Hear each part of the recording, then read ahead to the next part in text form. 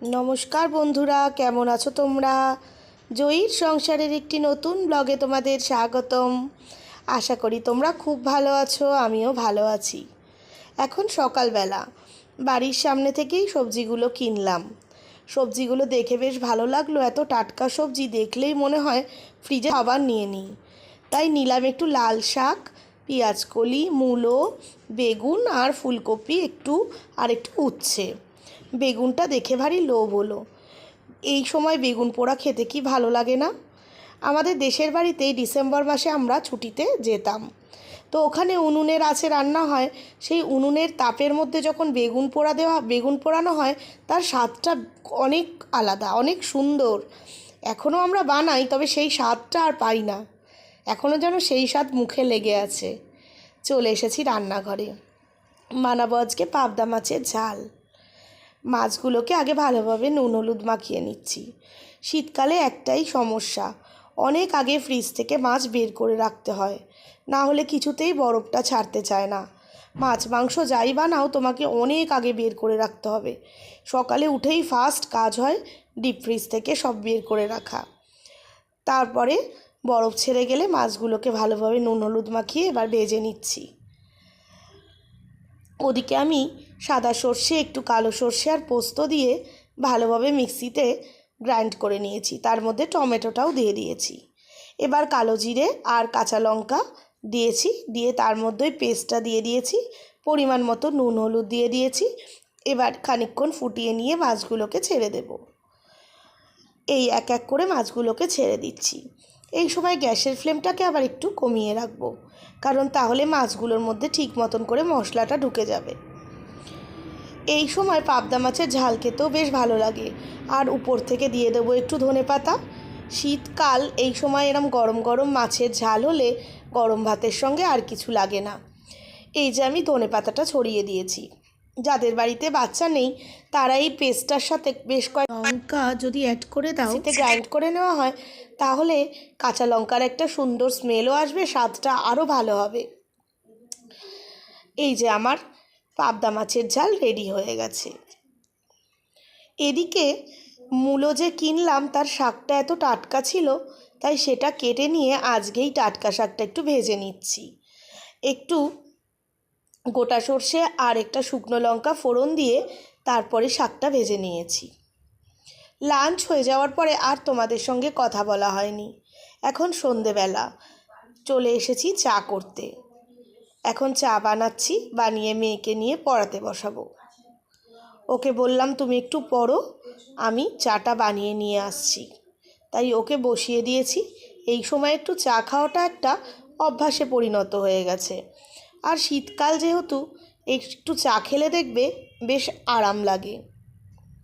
তবে খুব বেশি শীত আমাদের এখানে এখনও পড়েনি। হালকা ঠান্ডা, হালকা গরম এরকমই লাগছে। কখনো একটু ঠান্ডা বেশি লাগছে, কখনো একটু গরম লাগছে। তবে এই সমস্ত কারণের জন্যই না প্রত্যেকটা ঘরে ঘরে এখন ভীষণ সর্দি, কাশি, জ্বর এই সমস্ত হচ্ছে। আমাদেরও ঠিক তাই। অভির হয়েছিল, অভির থেকে আমার হলো, আমার থেকে মেয়ের, এই হচ্ছে। এই যে আমার চা বিস্কুট এখানে আনা হয়ে গেছে। মেয়েদিকে পড়তে বললাম, ও আমি না বসলে বসবে না বলে এখন ওকেও দিয়েছি একটু কমপ্লান আর বিস্কিট। ওটা খাচ্ছে আর একটু কার্টুন দেখছে। তবে আমি বললাম আর দেরি করো না, এবার পড়তে বসো। তো বসিয়েছিলাম, বেশ পড়াশুনোও করছিল। এর মধ্যে ওর পাপা ট্রেন থেকে দিলখুশ নিয়ে এসেছে। এটা খেতে ভীষণ ভালো লাগে। আগে ট্রেনে করে যখন এদিক ওদিক যেতাম, এটা ভীষণ খেতাম। তবে এখন আর ট্রেনে অতটা যাওয়া হয় না বলে ওর পাপাকেই বলি, যখন তুমি পাবে নিয়ে আসবে তো।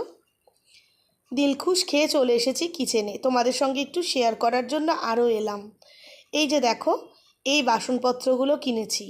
এখানে এই ঝুড়িগুলো কিনেছি স্টিলের। আগে আমি যে ঝুড়িগুলো ইউজ করতাম সেগুলো প্লাস্টিকের ছিল, তাই জন্য ভাবলাম স্টিলের কিনে নিলে বেশ পার্মানেন্ট হয়ে যাবে। আর এই কড়াইটা কিনেছি, আগের কড়াইটা একটু পাতলা হয়ে গিয়েছিল। আর এইটা চা করার সসপ্যানটা কিনেছি। এই টুকটাক জিনিসপত্রগুলো আমি আর মা গিয়ে একটু কেনাকাটা করে নিয়ে এসেছি। রান্নাঘরের জিনিস কিনতে গেলে যখন দোকানে যাই, মনে হয় আরও কোনটা ছেড়ে কোনটা নেব। তো যাই হোক, এই কটাই আমাদের সেদিনকের শপিংয়ের লিস্টে ছিল। বানাবো এখন একটু চিকেন চাউমিন।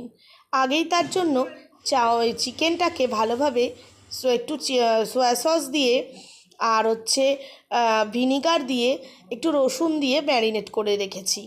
আর এখানে সমস্ত ভেজিটেবলসগুলো কেটে নিয়েছি, বিনস, গাজর, ক্যাপসিকাম, পেঁয়াজ, রসুন। এবার চাউমিনটা সিদ্ধ করে নেব। শুধু চিকেন চাউমিন না, চিকেনটা সিদ্ধ হয়ে যায়। এইভাবে নাড়াচাড়া করতে করতেই চিকেনটা মোটামুটি সিদ্ধ হয়ে যাবে। আরেকটা ওভেনে আমি কড়াই বসিয়ে দিয়েছি, তাতে আমি 5টা ডিম ভালোভাবে ফাটিয়ে দিয়ে দিয়েছি ডিমের কিমাটা বানানোর জন্য। এখানে আমার মোটামুটি ডিমের কিমাটাও রেডি হয়ে গেছে। ওদিকে ইন্ডাকশানে আমি চাউমিনটা সিদ্ধ করতে বসিয়ে দিয়েছিলাম। চাউমিনটাও সিদ্ধ হয়ে এসেছে। চাউমিন সিদ্ধ হয়ে গেছে, এদিকে সমস্ত চিকেনটাও হয়ে গেছে, ওদিকে ডিমটাও হয়ে গেছে। এখন ভেজিটেবলসগুলো ভেজে নেব। এই যে এখানে আমি ঝুড়িতে চাউমিনটা ঢেলে ফেলেছি। এবার ভেজিটেবলসগুলো ভেজে নিয়ে তার মধ্যে চিকেন, ডিম সব কিছু দিয়ে soya sauce, chilli sauce, tomato sauce, vinegar দিয়ে নামিয়ে নিচ্ছি। এই যে নাড়াচাড়া করে এবার নামিয়ে নিচ্ছি। এবার গরম গরম সবাইকে সার্ভ করে দেবো। এই সময়টা আমরা সবাই মিলে একটু বসার ঘরে টিভি দেখতে দেখতেই ডিনার করি। এখানে হইচই চালিয়েছে একটা মুভি দেখবে বলে, তাই সবাই মিলে বসে আছি আর খাচ্ছি। আজকের ভিডিওটা এই অবধিই থাকলো। ভালো লাগলে লাইক করো, যারা সাবস্ক্রাইব করোনি চ্যানেলটা সাবস্ক্রাইব করো। তোমরা ভালো থেকো, সুস্থ থেকো, সাবধানে থেকো। নতুন একটা ভিডিও নিয়ে আবার দেখা হবে।